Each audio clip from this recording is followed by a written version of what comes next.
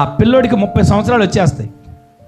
సరే ఉద్యోగం వస్తుంది అని ఎదురు చూసి ఏదో రకం ఉద్యోగం వస్తుందని పెళ్లి చేసేస్తారు, వయసు పెరిగిపోతుందని. ఆ తండ్రి అప్పటి వరకు ఆ కుటుంబాన్ని ఆ పిల్లోడిని పోషిస్తూ వచ్చాడు. తర్వాత ఉద్యోగం రాకపోగా ఈ పిల్లోడికి పెళ్ళయ్యి 2 పిల్లలు. ఇక ఆ తండ్రి పరిస్థితి ఎలా ఉంటుంది?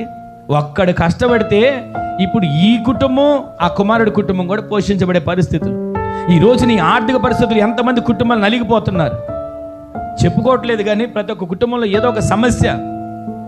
ఆర్థిక పరిస్థితులు ప్రతి మనిషిని కృంగదీస్తున్నాయి. అందుకే ప్రభు మాట్లాడుతున్నాడు, క్రీస్తు యేసు మహిమలో మీ ప్రతి అవసరం తీరుస్తానంటున్నాడు. ఆమేన్ చెప్పండి.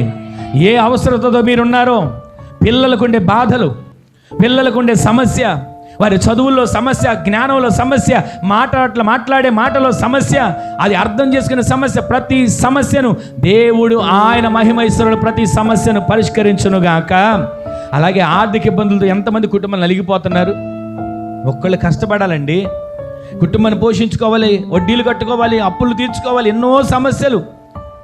ఈ సమస్యలన్నిటికీ ప్రభు పరిష్కారం దయచేయునుగాక. ఎలా దయచేస్తాడు? విశ్వసించగలిగితే.